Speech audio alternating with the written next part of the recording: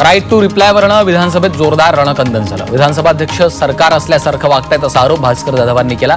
दरम्यान आदित्य ठाकरे यांनी एकनाथ शिंदेंकडे पाहून हातवारे केल्याचा आरोप सत्ताधारी शिवसेनेनं केलेला आहे. शिवसेनेच्या आमदारांनी वेलमध्ये उतरून गोंधळ घालायला सुरुवात केली आणि या गोंधळामुळे सभागृहाचं कामकाज 10 मिनिटं तहकूब केलं. भास्कर जाधव यांनी विधानसभा अध्यक्ष राहुल नार्वेकरांवर आरोप केले. अध्यक्ष सरकार असल्यासारखे वागतायत, सभागृहात विरोधकांना बोलू दिलं जात नाही असा आरोप जाधवांनी केला. यावर विधानसभा अध्यक्षांचा अपमान करणं चुकीचं असल्याचं उपमुख्यमंत्री शिंदेंनी म्हटलंय. तर भास्कर जाधवांचं निलंबन करावं अशी मागणी मंत्री शंभूराज देसाईंनी केली आहे. हनी ट्रॅपच्या मुद्द्यावरून काँग्रेस आमदार नाना पटोले आक्रमक झाले. पटोले यांनी विधानसभेत पेनड्राईव्ह दाखवलाय. मंत्रालय ठाणे नाशिक हनी ट्रॅपचं केंद्रबिंदू झालंय असा दावा पटोले यांनी केला. तर या मुद्द्यावर सरकार गंभीर नसल्याचा आरोपही पटोले यांनी केला आहे.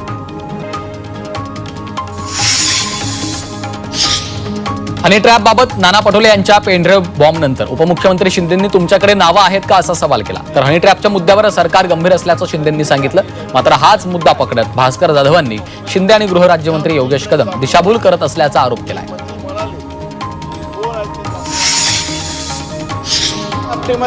भाजपा आमदार सुरेश धस यांनी कृषी अधिकाऱ्यांवर तोफ डागली आहे. कृषी संचालक विनय आवटेंचं नाव घेत पंतप्रधान पीक विमा योजनेत घोटाळा झाल्याचा आरोप धस यांनी केला. आवटेंशिवाय विश्वासू माणूस सरकारला सापडला नाही म्हणत धसांनी घरचा आहे. कोणताही कृषी आयुक्त करत नाही आणि त्यांच्या जनसुरक्षा विधेयकाच्या मुद्द्यावरून आता काँग्रेसमध्येच वाद सुरू झाल्याची चर्चा आहे. काँग्रेस आमदारांनी विधानसभेत आक्रमक भूमिका न घेतल्यानं वरिष्ठ नेते नाराज आहेत. प्रदेशाध्यक्ष हर्षवर्धन सपकाळ यांनी थेट विजय वडेट्टीवारांना नोटीस पाठवली असून सभागृहात मांडलेल्या भूमिकेचा अहवाल मागवला. याबाबत बोलताना वडेट्टीवारांनी मात्र नोटीस आल्याचं वृत्त फेटाळलंय.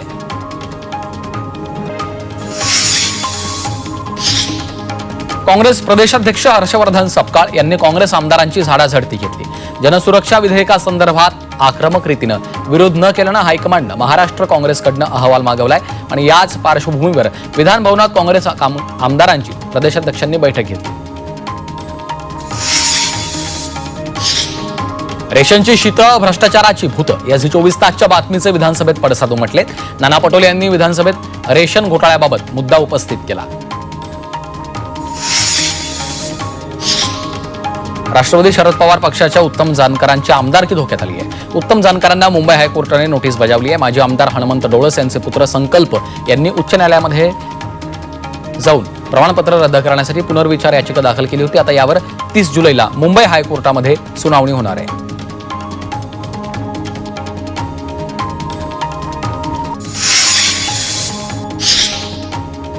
मुंबईतल्या खटाव मिलची 10,228 चौरस मीटर जागा मुंबई महापालिकेला मिळणार आहे. ही जमीन गिरणी कामगारांच्या घरासाठी वापरली जाणार आहे.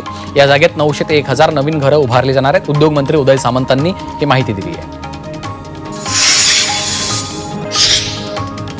परभणी जिल्ह्यात गेल्या 10 दिवसांपासून दडी मारलेली होती पावसानं. त्यामुळे आता पिकं सुकून जात होती. पण आज परभणी जिल्ह्यातील 9 तालुक्यांपैकी सेलू, जिंतूर आणि पाथरी या 3 तालुक्यात जोरदार पाऊस झालाय. त्यामुळे पिकांना जीवनदान मिळालंय.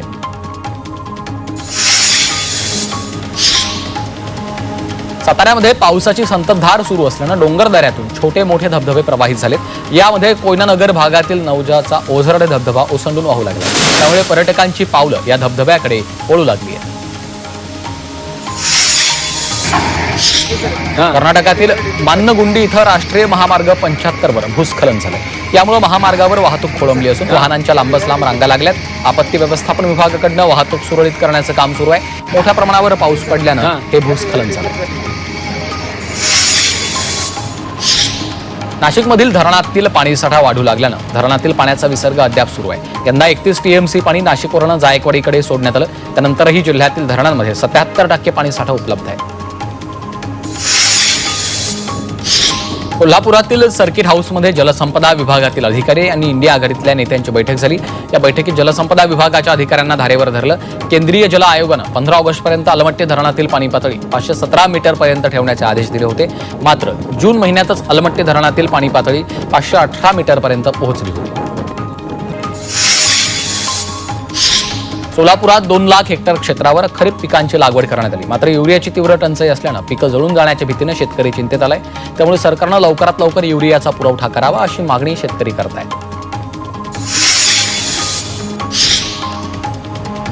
मुंबईमध्ये इमारतींच्या पुनर्विकासानं देखील वेग पकडला. 6 महिन्यात मुंबईत 18,000 कोटी रुपयांच्या पुनर्विकासाचे प्रकल्प सुरू झालेत. 50 वर्षांपेक्षा जुन्या इमारतींच्या विकासाला प्राधान्य दिलं जातं. नागरिकांना पासपोर्ट व्हेरिफिकेशनचा त्रास होऊ नये यासाठी गृहराज्यमंत्री योगेश कदम पोलिसांना सूचना देणार आहेत. पुनर्विकास होणाऱ्या इमारतींमधील रहिवासी भाड्याच्या जागेत गेले असतील, त्यांना व्हेरिफिकेशनमध्ये अडचणी येत असतील तर 7 दिवसात पोलिसांना लेखी सूचना दिल्या जातील असं कदम यांनी सांगितलंय. परळ स्थानकात जलद गाडीच्या थांब्यासाठी पाठपुरावा करणार असल्याचं आश्वासन मंत्री मंगल प्रभात लोढा यांनी दिलं. परळमध्ये अनेक मोठी रुग्णालये असल्यानं अनेक जण परळमध्ये येतात, म्हणून या ठिकाणी जलद गाडीची मागणी केली जाते.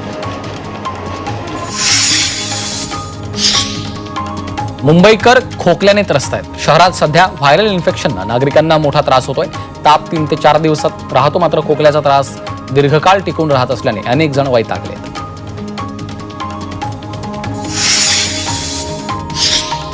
सर्वोच्च न्यायालयाच्या ऐतिहासिक इमारतीत आधुनिकतेच्या नावाखाली बसवलेल्या काचेच्या भिंती आता हटवण्यात आल्यात. या काचेच्या भिंतींसाठी एकूण 2.68 कोटींचा खर्च करण्यात आला होता.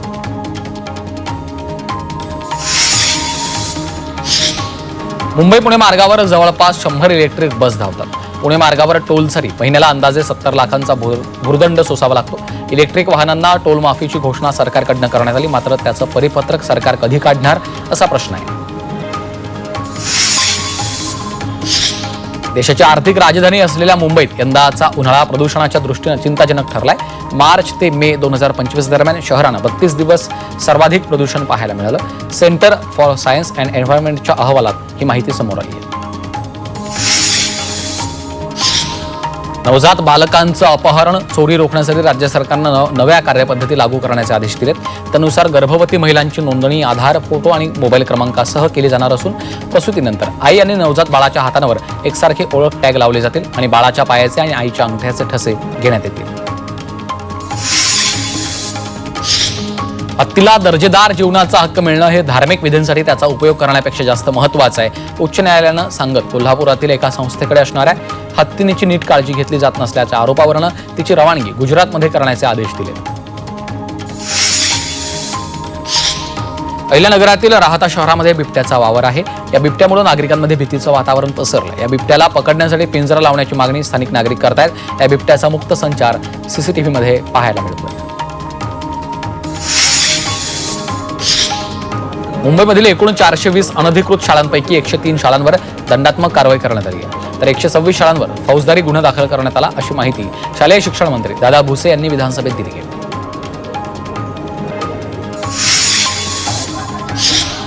ठाण्यातील दिवामध्ये फेरीवाल्यांच्या विरोधात भाजपनं आंदोलन केलं. भाजप पदाधिकाऱ्यांनी दिवा आसन रस्ता आणि दिवा खारडी रस्ता बंद केला. फेरीवाल्यांवर अद्याप कुठलीही ठोस कारवाई न केल्याने हे रास्ता रोको आंदोलन करण्यात आलं.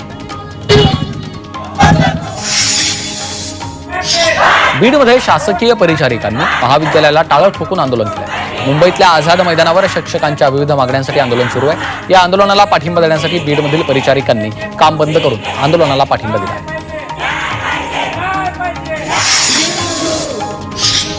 नवी मुंबईतील वाशीमध्ये सकल लिंगायत समाजाकडनं आंदोलन करण्यात आलं. लिंगायत समाजासाठी स्वतंत्र आर्थिक विकास महामंडळाची स्थापना करून सामाजिक विकासासाठी 500 कोटींचा निधी मंजूर करण्याची मागणी आंदोलनात केली आहे.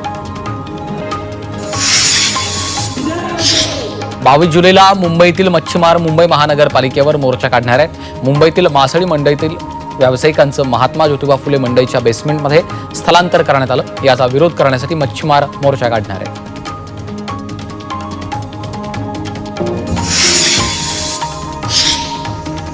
ओडिशाच्या भुवनेश्वरमध्ये विरोधी पक्षांनी बंदची हाक दिली. काँग्रेससह 8 विरोधी पक्षांचे कार्यकर्ते आंदोलनासाठी रस्त्यावर उतरलेत.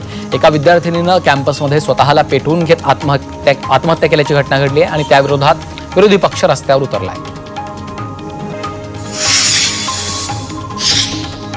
होमिओपॅथी डॉक्टरांनी मुख्यमंत्री देवेंद्र फडणवीसांच्या आश्वासनानंतर संप मागे घेतला. होमिओपॅथी डॉक्टरांना ॲलोपॅथीमध्ये व्यवसाय करण्यासाठी परवानगी देण्याच्या निर्णयाला आयएमएनं विरोध केल्यानंतर राज्य सरकारनं समिती स्थापन करत निर्णय मागे घेतलेला होता. यावर होमिओपॅथी डॉक्टरांचा संप सुरू होता.